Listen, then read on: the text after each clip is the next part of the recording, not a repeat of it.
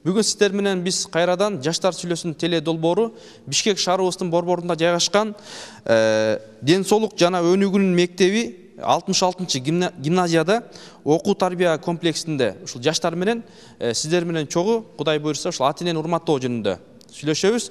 Анткени пайгамбарыбыз айткандай, бейиш эненин таманын астында дейт. Азыркы жаштарыбыз кээде ээн баштык өтө күч алып, жана ошондой эле ата энесин укпай, керек болсо уруп сабаган жаштарыбыз дагы четтен чыгат. Анда ушул жаштардын оюн уксак, ушул силер азыркы ата энеңер силерден бир топ айрымдары силердин тарбияңарга, жүрүш-турушуңарга канаттанбайт экен.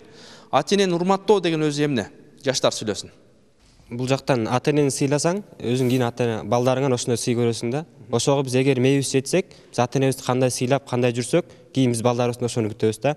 Если эгер адам баласы келечегин ойлонбосо, алдында кандай жашоону ойлонбосо, анда эч бир адам анда ата энесин сыйлай албайт деп ойлойм да. Мен мисалы мына азыркы мектептин балдары ата энесин фиктивно сыйлайт да. Почти сыйлабайт. Кичине сыйламыш этип коет. Жакшы көрбөйт. Калп эле жакшы көрөм деп коет. Бирок чынында сыйлабайт, урматтабайт. Ата энеңиз менен урушат. Азыркы бүт барыңар ошондойсуңар да, урушасыңар, кыйкырасыңар атаңарга, энеңерге. Аларга тил албайсыңар. Сүйбө десе сүйөм дейсиңер. Ки десе кийбейм дейсиңер. Мына ошондой деңгээлдесиңер да азыр. Көбүнчө ошондой болуп калды азыр мектептин балдары. Сиздин айтканыңыз чын эле, азыр биздин жаштарыбыз ата энесин укпайт. Силер укпайсыңарбы? Жок. Сен угасыңбы? Мен укканга аракет кылам, бирок мен деле айтышпай койбогон күнүм болгон эмес. Мен деле ата эне менен кээ бирки учурларда Канча жолу айтыштың эле? Санап көргөн эмесмин. Демек көп, Жок, биздин азыркы жаштарыбыз аябай калпычы болгон жашоого үйрөнүп калганбыз да. Анткени биз ата энебизди сүйөбүз деп айтабыз, жан дүйнөбүздүн бир жеринде бар сүйгөн сезимибиз. Бирок биз башка адамды, если кыздар баланы жакшы көрүп калса, ата энесин унутуп коюуга бат эле көнүп калышат. Үйдө үйрөнүп кетишет. Жаштар сүйлөсүн. Дагы кыздардан бар? Мен бүт баары дегенге макул эмесмин, себеби бүт баары болбогондо, мисалы кээ бирөөлөр бар да, кээ бирөөлөр ата энелерин угушат, аларды сыйлашат. Кээде урушуп кеткен деген албетте бардык эле үй бүлөдө болот болуш керек, бирок менин оюмча бул кичинекей балдары оозун жаап эле унчукпай калыш керек да. Негизи азыркы жаштар андай эмес, бирок мен бүт баарын киргизе албайм. Себеби сиз айттыңыз го бүт баары деп, бүт баары эмес. Арасында Силерде кандай? Бизде урушабыз, бирок мен көбүнчө унчукпай калууга аракет кылам. Жашоомдо болгон 2-3 жолу урушкам, бирок ошол учурда дагы мен өзүмдүн жан дүйнөмдө билип турам да, менин апам туура сөз сүйлөп жатат. Бирок ошол учурда мен Абай туура эмес сүйлөп урушкан апаларга, аталарга эмне дейт элең? Ата энелерге токтоолоок болсоңор дейт элем, себеби азыр балдарын уруп баары тарбиялашат, уруп тарбиялоодон эч нерсе чыкпайт. Ошондуктан токтоолоок болгула, анан Ата энеси уруп тарбиялаганга сен каршысың, Рахмат. Ата энелер токтоо болгула деп биз эч качан баштай албайбыз. Ата эне кандай болуп тарбияласа да, баласын жакшы болсун деген ниетте тарбиялайт. Эгерде сен ошол жигитиң баягы келип калып, ушул анан кой чыкпа, ооруп каласың десем эмне аласың? Сырттан жигитиң чакырып. Мага жигитим эч качан ата энемден кымбат эмес. Жаштар сүйлөсүн. Менин оюмча бул сен айтканыңа кошулбайм, сапсем эле. Бул азыркы мектеп окуучулары бул сүйүүнү коюш керек биринчиден. Биринчиден өзүнөн сүйүүдөн дагы ата энесин артык көрүш керек. Ата энеси болсо, бул ата энеси пайгамбар саллаллаху алейхи ва саллям айткан, кимден ким ата энесин сыйласа бул бейишке кирет деген. Азыркылар сыйлабайт, мен кошулам. Азыр кыздар эмне сыйлабай атабы? Сыйлабайт азыркылар. Анткени күнөө кылышат, анткени жана айтып атышпайбы, ата энеси бир жака жүргөндө фу деп айтышат да, ух дебеш керек да өзү ата энегечи. Силер айтасыңар да, азыр сен да айтып атасың, жигитим келбейт андай депчи. Азыркы жигит деп эметпей эле коюш керек азыркыларды. Жакшы, азыр ким? Сен сөздү туура эмес түшүнүп калыптырсың. Мен жигитим эч качан ата энемден артык эмес деп айттым. Мен үчүн ата энем кымбат, экинчи орунга жигитимди коюшум мүмкүн. Эгерде мени ооруп каласың десе, анда ата энем билет, мени карап жүргөн, ал билет мен ооруп каларымды. Жигитиң менен жүрбө десем эмне лазым? Жигитим менен жүрбө десе, мен түшүндүрүп айтууга аракет кылам. Эгерде аябай эле жүрбө десе, анда жүрбөй коюуга. Кыздын барар жери күйөө деп, Жок, кыздын барар жери күйөө экенин билем, бирок мен өзүм айтам дагы кандай сапаттары бар экен ал жигитимдин. Эгерде ал сапаттар менин ата энеме жакпаса, анда А сен жигитиң барбы? жок. Жокпу, Жаштар сүйлөсүн. Дагы кыздар. Сен, Мен сен айткан сөзүңө такыр кошулбайм. Анткени кыздардын баары андай эмес. 5 кол тең эмес дегендей, биз дагы азыркы учурда мисалы ата эненин кадырын билбей атабыз, бирок ата эненин кадырын балалуу болгондо билерсиң дегендей, биз дагы келечекте. жигит туура эмес айтып атабы, Жок, кыздардын баары дегенге мен мисалы буга кошулбайм, такыр кошулбайм. Анткени мүмкүн мунун кызы сүйгөн кызы ушунткендир ата энесинечи. Көңүлү калып калган, Анан ошол кыз аркылуу эле бүт кыздардын баарын андай деп салыш туура эмес. Жаштар сүйлөсүн. Мен бүт эле кыздар деген жок, балдар деле бар. Бирок баардык кыздар деген жок, балдар деле бар. Анын арасындачы бирок сен айтып атасың, балалуу болгондо билесиң деп. Балалуу болгондо да билбейсиң. Ата эненин кадырын атаң жок болуп же энең жок болгондо ошондо гана билесиң ата эненин кадырынчы. Анда деле балаң бар болуп өзүң турмушуң боюнча жүрөсүң. Ата энеңе анча көңүл бөлбөйсүң. Кошуласыңбы? Кошулбайм, негеси может мен ата энемди багып кеттим, кайдан билесиң? Сен анткенде ошентерсиң. Жаштар сүйлөсүн. Ким? Бул жерде азыр талаш болуп атпайбы мындай тияк бияктанчы. Бул негизи туура эмес да, мындай сүйүүдөн сүйүү, бирок бул келе берет ар бир жерденчи. Ата энени деген жоготсоң, бирок таба албайсың, ал эми сүйүүнү табууга болот. Амне азыркы жаштар ушул ата энесин деле ушул сүйгөн кызы үчүн же жигит үчүн таштап коюп, анан кетип атат го. Буларды кандай сүйүү эмес болуп калабы же эмне? Же ата энени урматтабагандыкпы? Сүйүү деген эми болот да, сүйүү деле бар бул жердечи, бирок ата энени урматтабаган. Сен ушул сүйлөшкөн кызың мени тандайсыңбы же ата энеңди тандайсыңбы десе, сен кимди тандайсың? Албетте ата энени. Анткени кызың эмне болот? Жок, кызды тапса болот. Кайсыл жерден болбосо да анча, бирок ата энени эч качан таба албайсың. Кошуласыңар ушул жигитке? Кошулбагандар. Мен үчүн ата эне эң ыйык болот да. Сүйүүнү аны артта коюп турса болот да. Ата энени биринчи сыйласаң, жакшы жерге барарыңды билишиң керек. Дагы? Ата энең мынау жигит бизге жагып атат, ушуга тийгизсем эмне кыласың? Кайта кой. Мисалы мындай дейт, ата энең ушул жигит бизге жагып атат, жакшы жигит экен, ушуга турмушка чык десе, сен макулсуңбу? Ата энең сөзүн угуп, анан бирок сен дагы мындай сүйүп жүргөн жигитиң бар экен. Мен сүйүп жүргөн жигитим жок негизинен. Мисалы, келечекте. Мисалы, анда десем мындай карап көрөмүз да. Анда ата энең укпайт экенсиң да, анда ата энең айтып атат, чык деп атат. Сен болсо аны карап көрсөң, ата энең тарынат да. Жок, ата энем менен сүйлөшүп көргөнгө неме кылам да. Ал бала менен ата энеси жашабайт да, өзү жашап аткандан кийин өзү тандап өзү тийиш керек да. Канча да күнөө болсо да, если бала жаман болсо дагы өзү тандайт да. Демек, кыздар өздөрү тандаш керек, Кошуласыңарбы? Кел. Бул адам баласы туулгандан баштап, бул ата энеси, туугандар бул жакын болот экен да. Бул дүйнөдө табылгыс нерсе, бул достор жана ар кандай балаң деле табылат. Мисалычы, эгер сен аял болсоң, анын балаң деле кийин табылар, бирок ата эне менен бул туугандар аябай ыйык нерсе. Жана бул кыздар тандаш керек дегенде, кыздар макул тандаш керек, бирок ар бир учурда акылдашуу болуш керек. Акылдашуу менен чечилсе, жакшы жакка. Кимдер менен акылдашасың? Ушул сүйлөшкөн кызың мененби же ким менен? Сүйлөшкөн кызым менен, ал макулдашуудан кийин ата эне менен акылдашам. Сени мисалы сен айтса да, мынау кыз жакшы кыз экен, келин кылып келчи эмне кыласың? Келин кылып келчи дегенде мен түшүндүрүүгө аракет кылам да. Может, мага ал кыз жакса, мен аны алууга макулдашам. Сен ата энең муну түшүнбөйбү? Түшүнбөйсүң ата энеси ойлонду да, мына атаң да энең да экөө тең ойлонот да, мынау кыз жакшы экен, оокаты жакшы жасайт экен, тың экен, жакшынакай эле экен, ушу балабызга чыга экен деп ойлонуп атат да.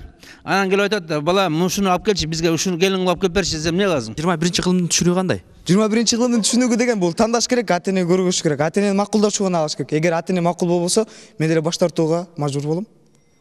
Демек, ушундай жигиттер да бар экен, кыздар. Жаштар сүйлөсүн.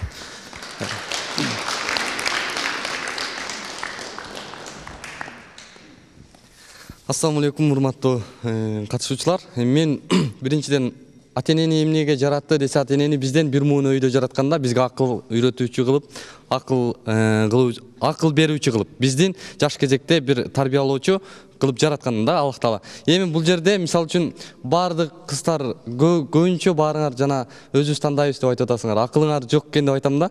Анткени акылы жок жаштар, акылы жок кыздар ошондой болот. Мен такыр кошулбайм. Азыр кыздардын баардыгы бул жигит акылы жок экен деп кетти. Кошуласыңарбы? Мен кошулбайм, эмнеге дегенде сизге деле ушундай болуп калсачы, эси сизди дагы ушундай бир өзүңүздү сүйүп жүргөн, мисалы кандай десем, кызыңыз болсо, анан ал менен сүйлөшүп жүрүп эле, анан алгысты алам деп калсаңыз, ата-энеңиз каршы болуп калса, анан сиз мейли деп эле ата-энеңиз эметкен кызга да ала берет белеңиз. Ошондой эле болуп атпайбы? Эмнеге кыздар ошончу керек, а балдары каалаганын ала бериш керек? Жаштар сүйлөсүн. Жооп. Мен мисал үчүн сүйүүнү никеден кийин деп билем. Анткени ага чейинки сүйүү ал алдоочу жана лапшаларды илүүчү, кыздар алдануучу, кыздар бузулуучу сүйүүлөргө ашыктыктар ошондой болот да. Негизинен бизге ата-эне тандап бериш керек. Анан акылы жок. Сен ата-энең тандап берген кызды аласың, өзүң албайсың, тандабайсың, Мен эң негизгиси ата-энемди угам биринчиден. Экинчиден мен да карап көрөм. Эмнесин карап көрөсүң? Чынбы? Жок, сиз да өзүңүз айтып атпайсыз, мен да тандап көрөм деп. А кыздар тандап көрсө болбойт, балдар тандаш керек бе? Бул жактан. Эмнеге? Жок, эми ата-энемде жок, кыздын барар жери күйөө, билип атам, күйөө экенин, бирок эми ошо күйөөң да нормальный күйөө болсо, анан барасың да. Чынбы? Анан лох болсо кантип барасың да? Келе бар. Мындай атаң сага эмне лохту тандап бермек беле? Атаңдын энеңдин көзү жокпу? Жок, мен ал сага ненормальный баланы тандап берип, атайым деп туруп, ненормальный кайсы экен деп, о, могу ненормальный, давай. Деймишин деп? Жок, эми жакпаса анан ошондой болот да. Эмнеге мен лох деп айткан жокмун бе? Жигитиң барбы? Жок, болу жок. Балдар алдап атат дейт го. Дагы кыздар. Бул жерде айтып атпайбы, кыздар тандасын, балдар тандасын деп. Башка кыздар өзүнүн үй бүлөсү менен, башка балдар өзүнүн жашоосу менен жашайт да. Антип кыздар тандасын, балдар тандасын деп бөлүп айтууга болбойт. Жана айткан байкенин сөзүнө кошулам, азыр кыздар өзүбүз тандайбыз дегендер чын эле акылы жок. Анткени ата-эне эч качан бизге жаман нерсени тандап бербейт. Мына кыздар, кошуласыңарбы? Же кошулбайсың? Кошулбайм дегендер. Мен кошулбайм, эмне үчүн балдар эле тандаш керек, эмне үчүн ата-энеси билбейт. Мурунку учурда ушундай болгон, себеби анда эркектер бүт баарын кылышкан, эркектер үй бүлөнү багышкан, эркектер бүт жумуштарды кылышкан. Азыркы учурда кандай? Азыркы учурда бүт эле кыздар иштеп жүрөт, кыздар үй бүлөнү багат. Демек сен ата-энең турмушка чык деген жигитке турмушка чыкканга даярсың? Жок. Мен карап көрөм, эгерде жакпаса ата-энеме түшүндүрөм дагы. Эмнесин карап көрөсүң? Деп карап айланып. Жок, мен биринчи иретте мен анын сөзгө туруктуулугун байкайм, себеби кантип байкайсың? Ал лапшаны илип кетсечи? Жок. Мен ал менен сүйлөшкөнгө аракет кылам, эгерде бири-бирибизди туура түшүнсөк, анда мен макул болом. Эгерде туура түшүнбөсөк, экөөбүз эки башка адам болсок, анда мен макул эмесмин. Жаштар сүйлөсүн. Ошо сөздүн баарысы карап көргөндөн болот да. Азыр биз болсо карап көрүп, өзүн жаштар болсо өзүнүн башы өзүндө болот туруп, каяктагы бир агай айткандай лапша илгендерге тийип, же лапша илгендерге де алып алат дагы. Анан ошо боюнча көп болсо 1 жыл жашайт, 2 жыл жашайт, 1-2 балалы болгондон кийин таштап кетишет. Анын баарысы ошол биздин акылыбыз жоктуктан болуп жатат. Жаштардын көбүнчө. Жаштар сүйлөсүн. Мейли кыздар деле тандасын, балдар деле тандасын, бирок эгер мен ата-энем кызым мына мен бул баланы тандап көрдүм, жакшы бала экен деп, ата-энем деле мени түшүнөт да, барып туруп эле сен ушу балага күйөөгө тиесиң дебейт да. Мен ал баланы көрөм, кандай бала экен, эгер мага жакпаса, мен ата-энеме түшүндүрөм. Ата, мен бул баланы жаман көрүп калдым, мындай сапаттары бар экен деп, мага жакпайт. Эгер мен жакшы көргөн жигитим болсо, ата кандай сапаттары керек ушул сага жаккан, кандай сыпаттары болушу мүмкүн? Боорукерлик, адамгерчиликтүү, ошо өзүнүн үй бүлөсүн коргоп ошондой эле боорукер экен, адамгерчиликтүү, бирок айылга ушул мал бакканга, айылга кетебиз, жашайбыз десем эмне макул болосуңбу?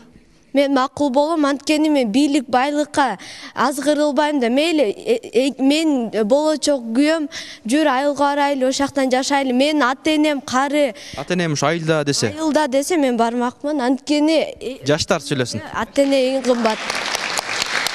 Жигиттер.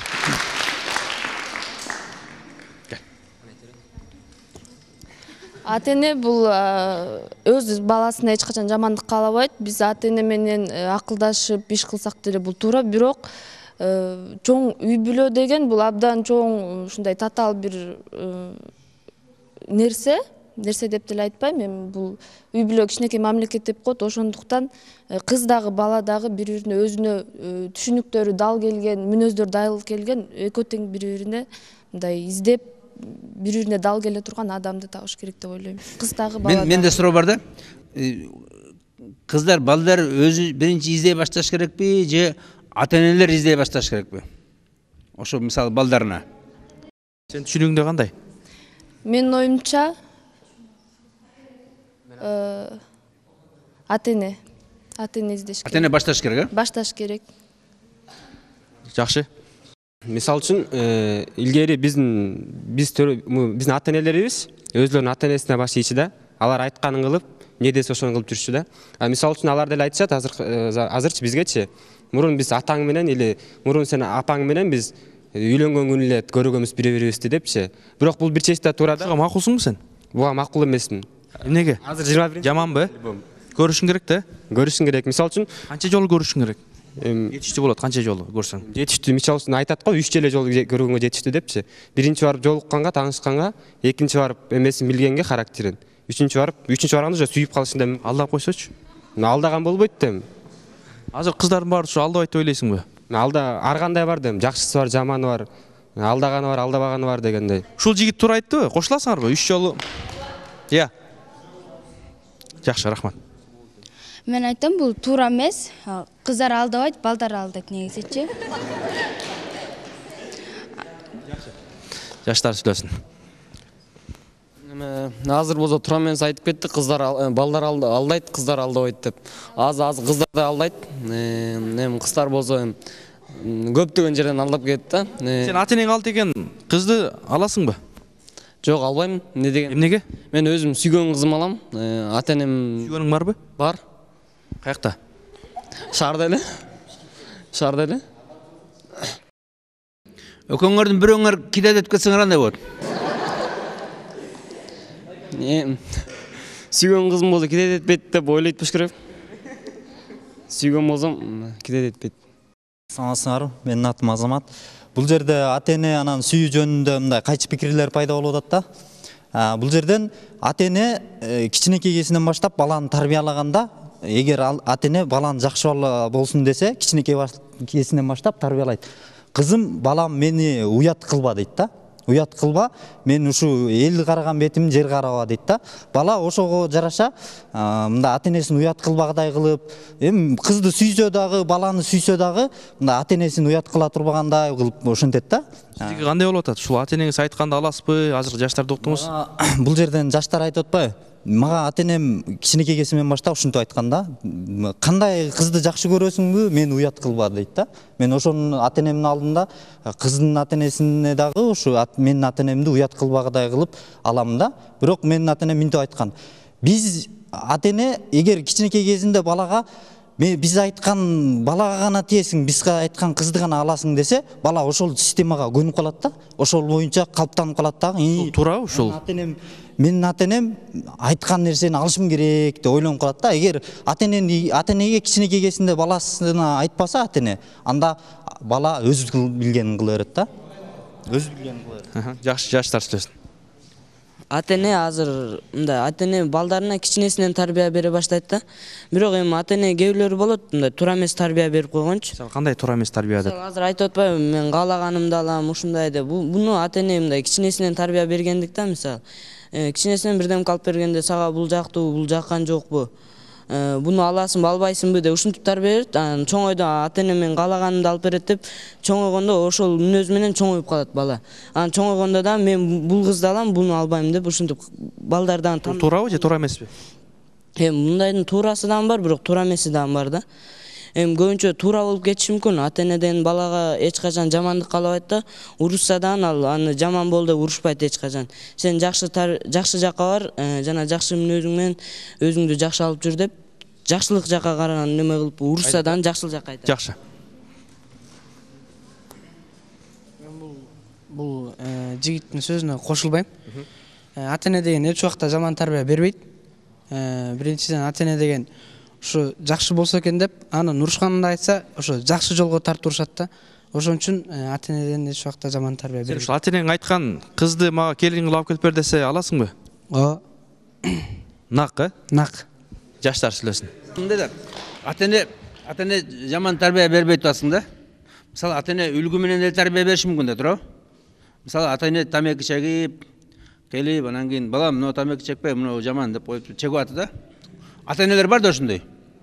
Анан ичип жүргөн ата энелер бар, анча-мынча ичип койгон. Ошолор кандай тарбия берет ошолор? Аннайлар деле бар. Бирок бул бала ошончалык ата эне чоңойткондон кийин, бала ошолордун жакшы сапаттарын алыш керек да. Тамеки чексе, апам тамеки чегет экен деп турап чеге бербей, арак ичсе, арак ичип бербеш керек да адам деген. Жакшы. Кел, жигиттер бар экен бул жакта. Мен бул байкенин сөзүнө кошулам. Анткени деген ата эненин өмүрү уят кылбаш керек. Мисалы айтылганда негизи түн ичинде деген ата эненин алдында жүрүш керек деген, күндүз артында жүрүш керек. Анткени күндүзү деген ошо ата энени эл көрүп мындай даңкын көтөрүп мындай жүрүш керек. Кечинде болсо кокус бир нерсе болуп чалынып кетпесин деп, ушинтип кетпесин деп сактап коргоп жүрүш керек. Негизи деген колдо бар алтындын баркы жок деген макал бар кыргыз элибизде. Азыркы көп жаштар билбейт да ата эненин баркынча, анткени жанында турат. Мисалы бул деген акыретте гана сезе алат өзүнүн немесин, ошо айыбын, күнөөсүн Аллах Таалабыз ошо өзүнүн күнөөсүн акыретте гана сезе алат. Азыр эч ким деле эч нерсени биле албайт. Мен ушуга кошулам да. Жаштар сүйлөсүн.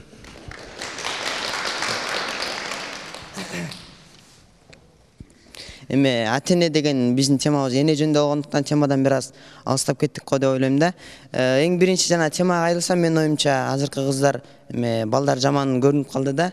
Негизинен шайтан бул болсо деген кыздарга жакыныраак болот. Ошол себептен жанагы кыздын күйөөгө тийүү маселесинде менин оюмча ата эне эгер кызга ушу балага тий десе, кыз аны угуп эле тийиш керек деп ойлойм да. Анткени себеби муну мен укпай койсо эмне болот? Эмне үчүн айтып атам да бул сөздү? Анткени себеби азыркы жаштарды көрүп туруп мен, жанагы кыздар айтпады бири-бирин сүйүп дегендей.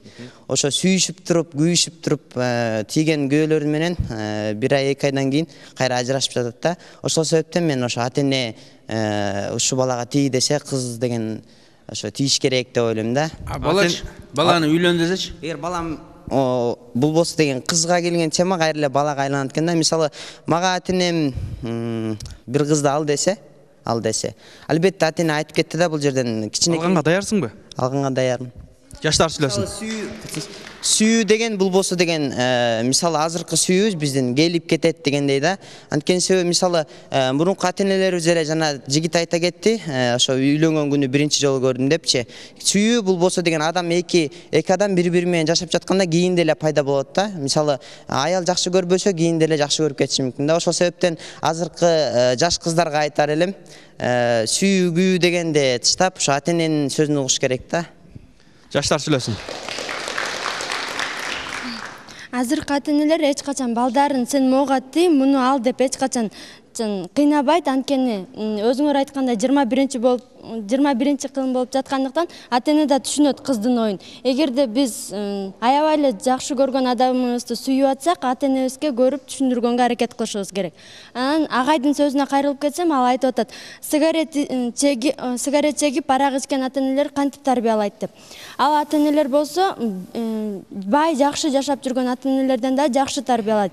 Анткени алар болсо кыйналып жаткандыгынан, турмушу оор болгондуктан ошолорду чегип ичип жатат. А бай адамдар көбүнчө баласын эркелетип, жаман жолдорго кой бериши мүмкүн.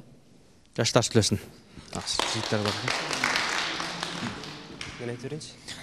Кыргызда макал барго, тигинин айтканына кошулбайм. Кыз сүйсө калат, эркек сүйсө алат дегенде элечи. Силердин айтканыңарга кошулбайм. Ал эмне үчүн жаман жашаган үчүн чекпейт да, аны акчасы бар байлар чегет да. Анткени сен мисалы үчүн акчаң жок болуп турса кантип чегесиң? Ошону чекпей эле койбоймбу деп ойлоносуң да өзүң деле. Эмне үчүн чегет ошону эми? акчасы жок турса аны алганга да акча кетет да. Сен келечекте ошол баягы кандай ата эненин кызынан алсаң дейсиң, ойлойсуң? Бул ата эненин өзү мага буйруп койгон кыз келет баары бирчи. Мен ойлойм бул орто жашаган же ылдыйраак жашаган мен байдын кызын албайм. Анткени байдын кыздары кээ бирлери бар телтектеп нары бери базып. Мисалы кыздар ошондой болобу, телтектеп жүрүшөбү? Азыркы кыздардын көбү эле ошондой дискотека тиги бу деп баары эле ошентип кеткен. Мен аларды дискотека барган кыздарды албайсыңбы? Жок. Эмнеге? Анткени мисалы үчүн азыр мектеп окуучулары дискотека деп коет. Мектеп өзү жаман жолго түртүп атат да, дискотекага келишет. Дискотекага келип ошо анан кийин акырында эмне болгонун өзүлөрү билишпейт да. Артында үйүнө барганда кандай барышат, аны Кудай билет аны. Мынакей. Урматтуу кыздар, урматтуу жаштар, ушул жигит аябай мындай сунуш, омоктуу ойду айтты да. Анан силер кошуласыңарбы? Мен сага таптакыр кошула албайм. Эмне үчүн кыздар сен бүт баарын эле жамандап салдың? Эми кээ бир кыздар бар, кээ бир кыздар жакшы кыздар деле бар. Мен сенин оюңа таптакыр түшүнбөйм, сен бүт баарыбызды эле жамандап салдың. Жакшы кыздар бар, мисалы үчүн дискотекага барбаган, эч жака барбаган, үйүндө отуруп эле. Жок, сен ошо дискотекага баргандарды айттың. Дискотекага барып деле жакшы болуп үйүнө кеткендер деле бар. Сен дискотекага барып көрдүң беле? Дискотекага мен барып көргөн эмесмин. Жаштар сүйлөсүн. Кыздар. Бул сен кечки эле өзүм деп өзүңдү тууралай береткенсиң да, сен мындай сүйүп жатканыңда айлана чөрөдөгү адамдарга дагы карап, анан ошого карап жооп беришиң керек да. Кечки эле өзүң кыла берсең болбойт да мындай. Бар кыздар жакшы жүргөн, намаз окуйт, жакшы жүрөт, жакшы жолдо жүргөн. Дискотека барган кыздар деле жакшы кыздар бар да, туура? Ооба. Жакшы кыздар бар. Эмне биз бул дүйнөгө кул болуш үчүн жаралдык беле? Жок, биздин деле жашоого мындай, биз деле жашашыбыз керек да, өзүбүздүн укугубуз бар да. Кандай укугуңар бар? Мындай да дискотекага барып, кичине ягуар ичип, жыргап. Жок. Анан кийин жыргай барасың да. Бул кечки кыздарды аябай жамандап атат да. Негизи андай эмес, кээ бирки кыздар бар аябай түз жолдо жүрөт, жакшы намаз окуп, ата энесин сыйлашат да. Неге обязательно көңүл ачуу эмес да, эмне кыздар эле барат бекен дискотекага, балдар деле барып атпайбы? Сен сүйлөгөн сөзүңө биринчи жооп бер да, чынбы? Жок, сен деген жооп берип атасың, сен деген мисалы үчүн жаман кыздарды күнөөлүү деп атасың да, кыздарды күнөөлүү деп аткандан кийин сен деген балдардын бир да күнөөсү жок деп атасың эмне? Сен биринчи сен өзүңдүн ошибкаларыңды эме көрүп туруп, анан бирөө үчүн айт да, чынбы? Жаштар сүйлөсүн. Мисалы сен жашынака ак калпакчан кийген жигит экенсиң, мен сага да такыр кошула албайм. Анткени сен айтып атасың, кыздар дискотекага барып, башы жаман жолго түшөт деп. Андай дискотекадан башка да көңүл ачуу жайларын ачып бергиле, ошол жерге барып кыздар эс алалы. Жаштар сүйлөсүн. Жакшы, азыр. Сага эмне бул жаратылышта бир эле дискотека калды беле эмне? Шеке гана барып көңүл ачасың, бийлеп. Демек сен атың ким? Мурат. Мурат айтып атат, ушул дискотекага барбаган, эч кимдин колун кармабаган ушул кыздарды алам дейт да. Бары андай кыз, ата энеси кичинекейинен тарбиялаган бар, балам, сен кийин чоңойгондо барар жериң күйөө, мындай болуп жүр дегендер бар. Намаз оку, намазда исламда айтат, бирөөнү неметпе, бирөөнү булгаба, тиги бу деп айтылат ошондой сөздөрчү. Кошуласыңарбы? Кошулгандар барбы? Кошулбагандар? Мен айтам, ол дискотекада бир эле кыздар эмес, балдар да бар. Сен эмне үчүн только кыздарды эле айтасың? Дискотекага баргандачы, кыздар жок болсо балдар бийлебейт, мисалы үчүн. Өздөрү менен өздөрү бийлебейби? Балдар бийлей береби эмне? Биринчи кыздар түртөт, биринчи кыздар түртөт, туурабы? Мурат, ушул дискотекага жиберген, ушул жаштар өздөрү күнөөлүүбү, же ата энелер күнөөлүүбү? Биринчиден мен ата энени күнөөлөйм, ата энеси тыйыш керек, балам андай жолго барба депчи. Азыркы жаштар да күнөөлүү, кидайт этчет, ата энелеринчи алдашат. Дискотекага барам деп 90% айтпайт, 100% айтасыңарбы? Жаштар, Жок, ата энем жиберет мени, барып кел деп, ошон үчүн жиберем мен. Барам, то есть. Демек, ошон үчүн ата энең жиберсе барасың, уруксат алып, Жаштар сүйлөсүн, дагы кыздар. Дискотека эмне коркунучтуу? Мейл дискотека барбаган кыз болсун. Кеетеси келишкен болсо сен аласыңбы ошону? Жаштар сүйлөсүн.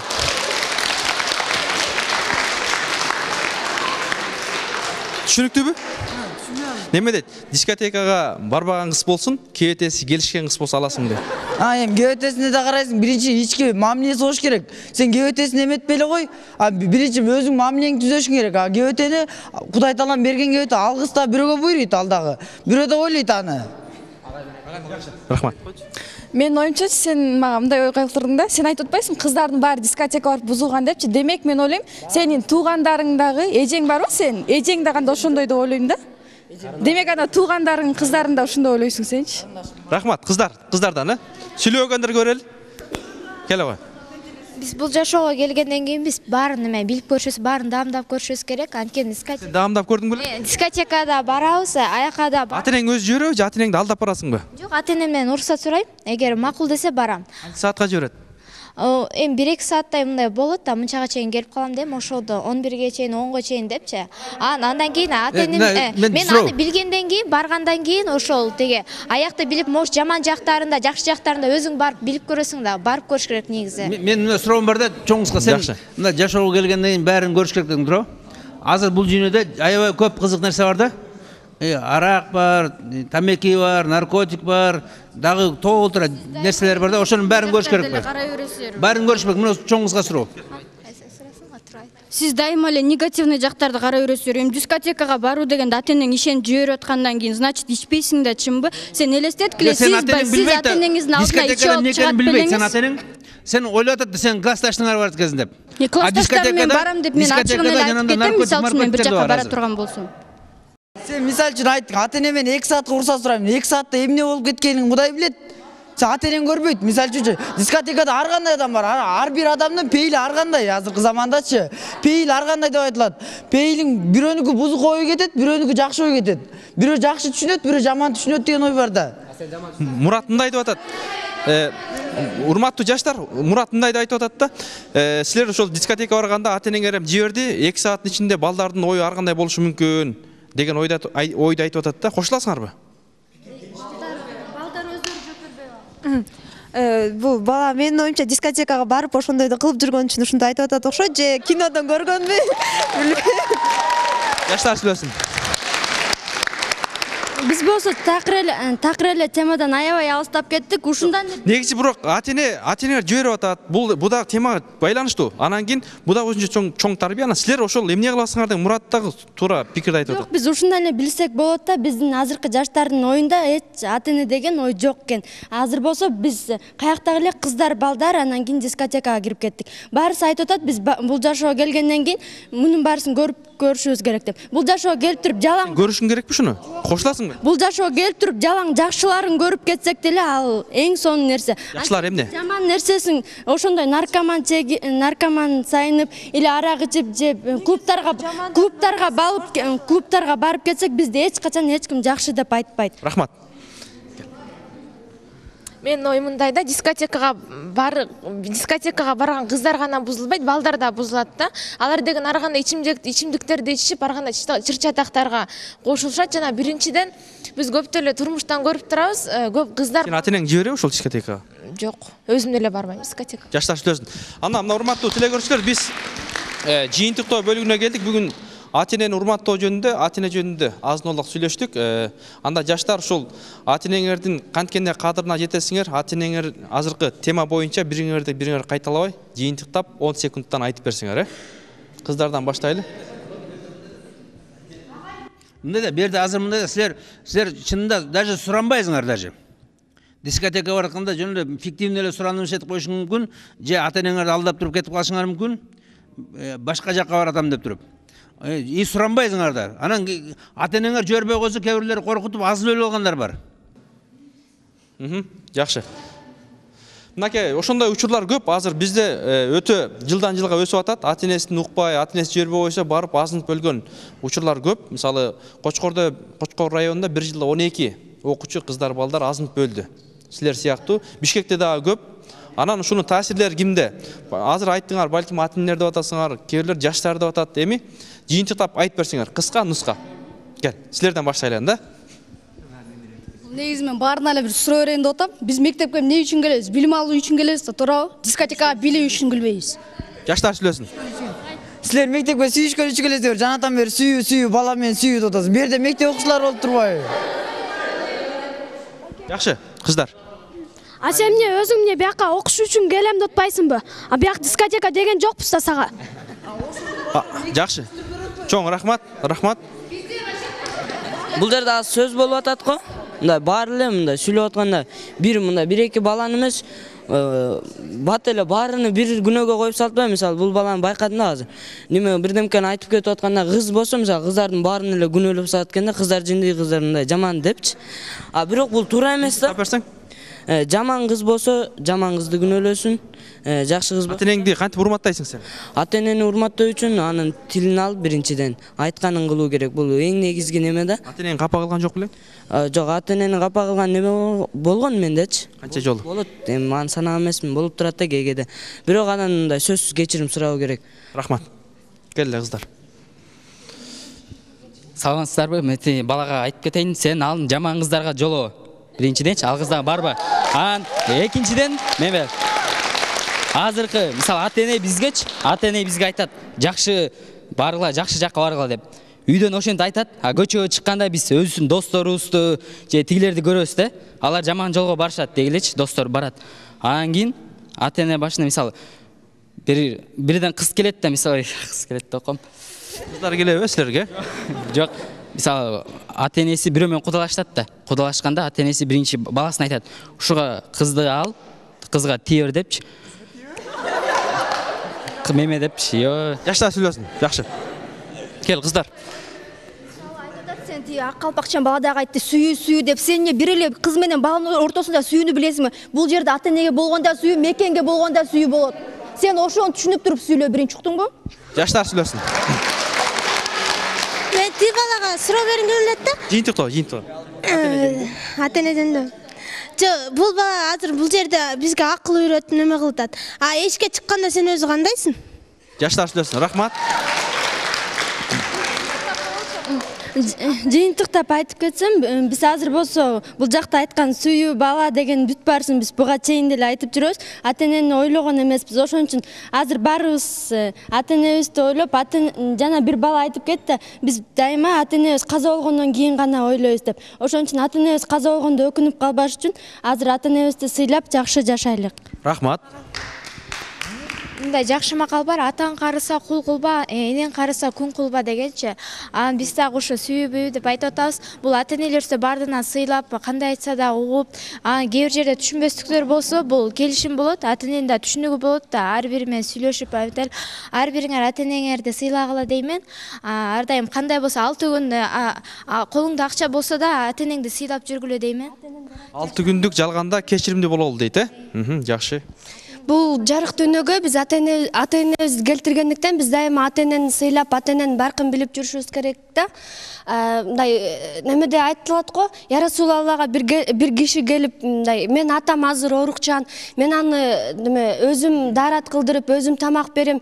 Мен ошол атамдын ак сүтүн актадым, энемдин ак сүтүн актадымбы деп ошентип сураганда, Я Расулалла айтат экен, бали сен бул ата-энеңдин 1000 кылган бөлүгүнүн бир бөлүгүн эле актадың депчи. Ошондуктан дайыма биз жакшы окуп, биз азыр ата-энебиздин сүтүн актай албайбыз деп айтабыз, бирок мындай аракет. Ошондой болсо дагы аракет кылалы, Биздин ата-энебизге биринчи берген мындай немебиз, мектепте жакшы окуп, жакшы жүрүм турумубуз. Ошо биз мектепте жакшы окуп, жакшы жүрүм турумубуз эле бул ата-энени мындай кубандырат да. Рахмат. Дайыма ата-энени сыйлагыла. Биз ата-энебизди кор кылбай, ата-энебиздин бетин жер каратпай, мен кээ бир жаштарды билем, өзүнүн ата-энесин карылар үйүнө таштап кеткендердичи. Ошолорго эмне деп айтат элең, кыскараак? Ошо балдарга айта элем, ошо сен балал болгондо сенин дагы балдарың өзүңдү карылар үйүнө таштап кетет. Ошондо сен өкүнөсүң. Бекер эле мен өзүмдүн ата-энемди карылар үйүнө таштаптырмын деп өзүнүн көзүнөн жаш тамат да. Рахмат. Жаштар сүйлөсүн. Акыркы Бул ата жакшы, ул жакшы, эне жакшы, кыз жакшы демекчи, биз ар дайым биз азыр ата-энебизге кандай мамиле кылсак, кийин биздин балдарыбыз да бизге ошондой мамиле кылат. Ошондуктан балдар силерге айтып кетерим, бул ата-энени сыйлайлы, урматтайлы, ак сүтүн актайлы. Рахмат. Мен кыскача айтып кетейин. Акыркы сөзүм ушул Роза Манованын бир ыры бар да, ата-энеңдин көзүн барда сыйлай бил деген. Албетте адам жашоосунда көп жакшылык, жамандык болот да, бирок эң эле жашоодо эң ыйык нерсе бул эне да. Ошол себептен жалпы кыргыз журтума, жалпы кыргыз жаштарына кайрылгым келет. Ошо ата-энебизди көзү барда сыйлай билели. Рахмат. Ата-эне деген бул убактылуу эле нерсе да. Бүгүн бар, эртең жок дегендей. Ошон үчүн ата-эне эч убакта капа кылбай, ата-эненин баркына жетели. Бардыгыбыз убактылуубуз,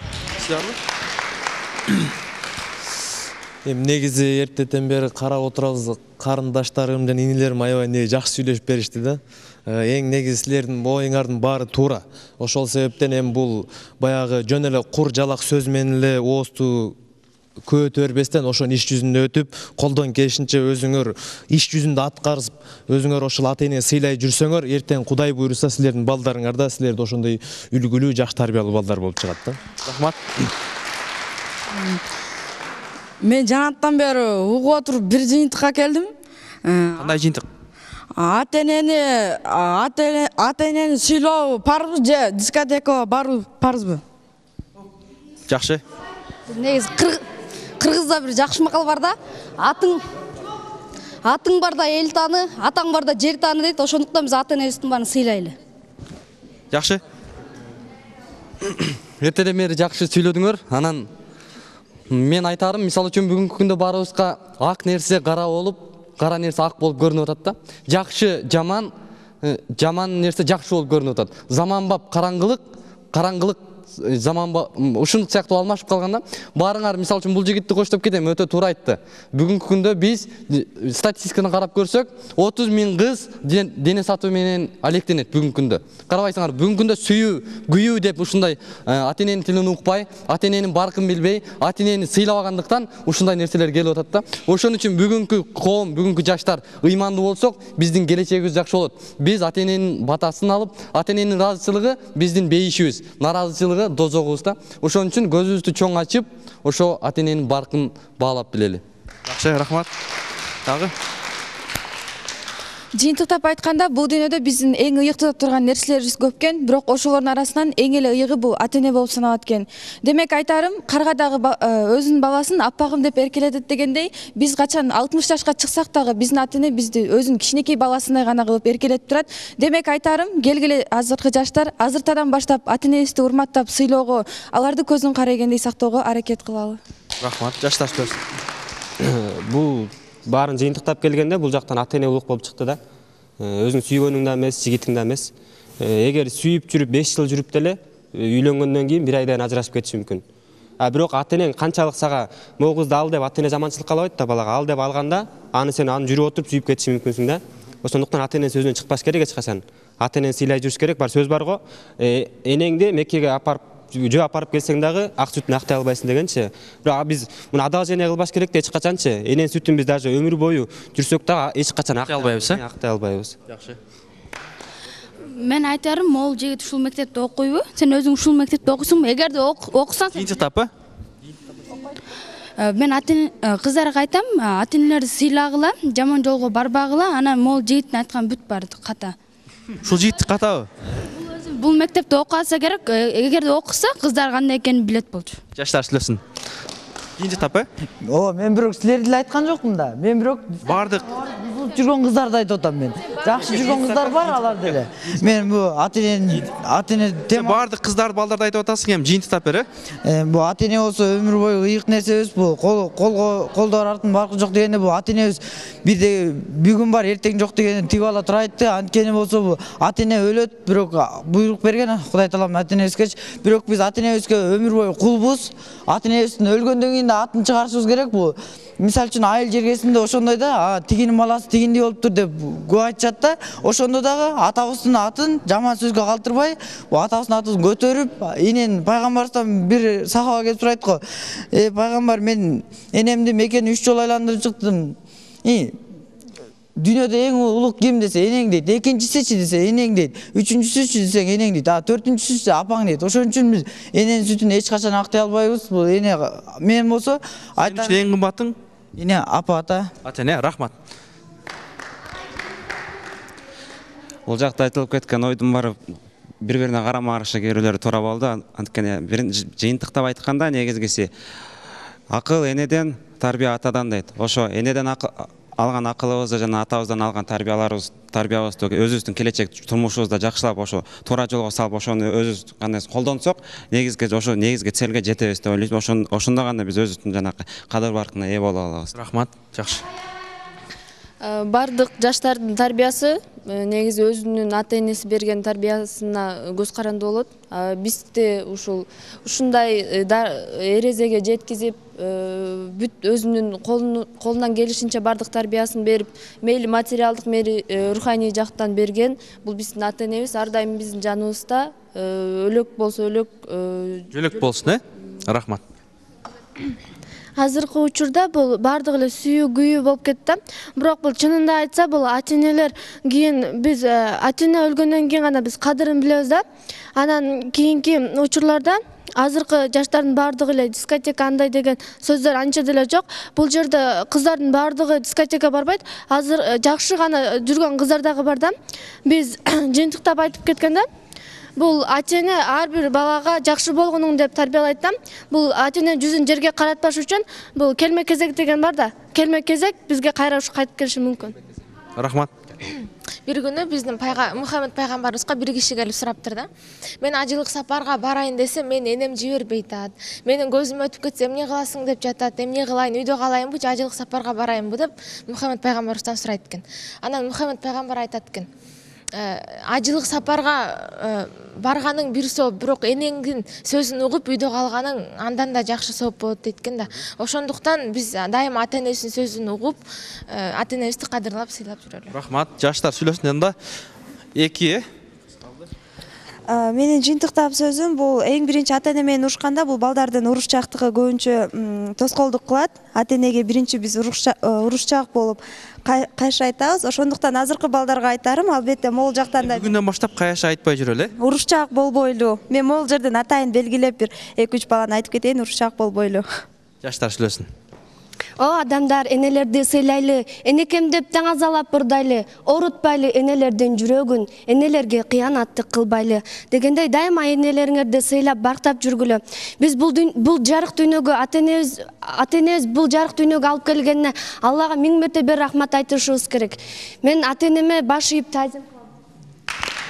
Жаштар сүйлөсүн. Жакшы. Мына урматтуу коноктор, анда ошол жыйынтыктап берсеңиздер, жаштардын үнүн уктуңуздар.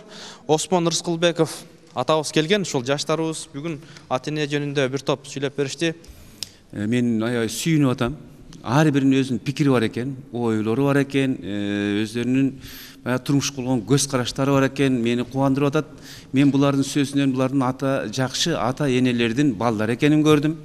Бул мектептин мугалимдердин күчтүүлүгүн көрдүм. Берген тарбиясынын жыйынтыгы булардын айткан сөзүнөн, пикирлеринен мен абдан ыраазы болдум, өмүрлүү болгула. Бул ата менен эне силер үчүн жашайт. Силер биздин өмүрүбүздүн уландысысыңар. Биз түбөлүктүү эмеспиз. Бул жаратылыштын закону. Биздин өмүрүбүздүн уландысы силерсиңер. Силер жакшы болсоңор биз тынч өлөбүз да. Силердин балдарыңарды көргүбүз келет. Силердин турмушта бутуңардан туруп жакшы адам болгонуңарды көргүбүз келет. Силерди бизди кепке кемтик, сөзгө сөлтүк кылбай, баягы атанын баласы дедирткен, баланчанын баласы дедирткен балдар болсо экен деп тилейбиз. Бул мамлекет, бул жер, биздин жашап аткан үй силердики. Силер ошондуктан өзүңөрдүн ата-энеңерди жакшы көргүлө, сүйгүлө, шаарыңарды сүйгүлө, кыргыз мамлекетин сүйгүлө, кыргыз тилин сүйгүлө. Мен угушмага караганда силер аябай тартиптүү, аябай тарбия көргөн балдар кыздар экенсиңер.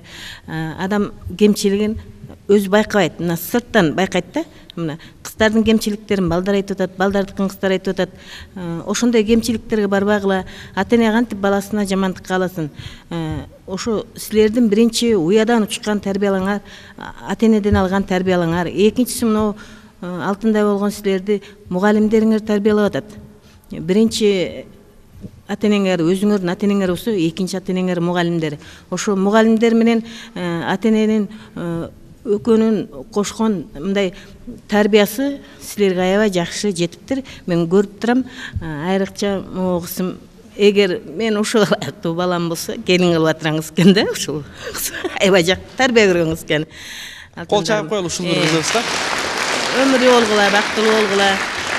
Ошо силердин келечегиңер алдыда ушундай бири-бириңердин кемчилигиңерди сырттан көрүп, айтып деп дегендей бири-бириңердин жакшы жактарыңарды урматтуу эже, ушул бардык кыздар ушул кыздардай болсо, ушул кыздай болсо деген ойду айткыңыз келди. Ушул кыздай болсо. Рахмат. Мен деп ойлойт элем да, Атене катары ошо.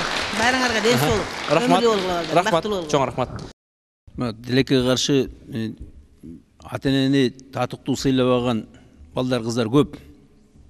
Биз азыр мындай жакшы кооз сүйлөгөн менен биз татыктуу сыйлабайбыз. Биздин кыргыздар көбүнчө ата-энесин өлгөндөн кийин сыйлайт.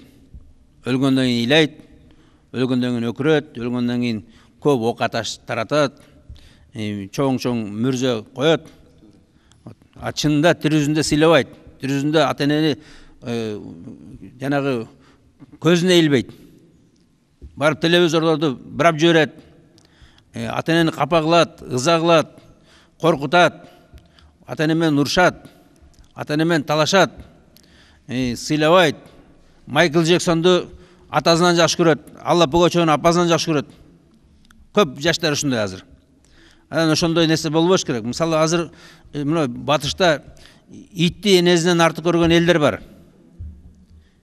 Итти урматтайт, сыйлайт, итти кучактап өбөт, энесин карабайт, өмүр бою келбейт энесине. Ошо биз ошолордун өнөрүн албайлы. Мисалы мына цивилизация деп канализация болуп барат. Булар келип ошо өзүнүн энесин итче да сыйлабайт. Мисалы мына бизде айтат, ким эгерде аялын өзүнүн энесин артык көрсө, ошо каргыш тийсин деп. Аялын ээрчип кеткендер бар. Аялын ушу түмүм эле кудайдай көргөндөр бар. Энесин укпайт, аялын ушундай катуу сыйлайт. Жана сүйөм деп. Бул бекеринен айтып аткан жокпуз. Жанагы Тарас Бульбада кичүү баласы жана Андрей деген. Андрей деген айтат, ушу мен мекенде жок, ата жок, эне де жок, сен элесиң дейт да ушу. Ошо бүт барын ошо жанагы бир кыз үчүн, даже үйлөнө элек кыз үчүн бүт барын сатып атат, мекенде, атасында. Мына ошондой болбойлу. Ата-энебизди татыктуу сыйлайлы, карайлы, угайлы, уят кылбайлы. Чоң рахмат. Чоң рахмат. Ыраазымын сага дайым менекем, жеткирдиң даражага менесен. О адамзат энелерди сыйлайлы, бул дүйнөнүн эң ыйыгы эн экен. Жана ошондой эле ыйык кереметтүү Куранда Исра сүрөсүнүн 23 аятында энеңерге уф деп айтпагыла деп Аллах Таала эскертет. Анда кийинки берүүдөн жолугушканга чейин саламатта калыңыздар.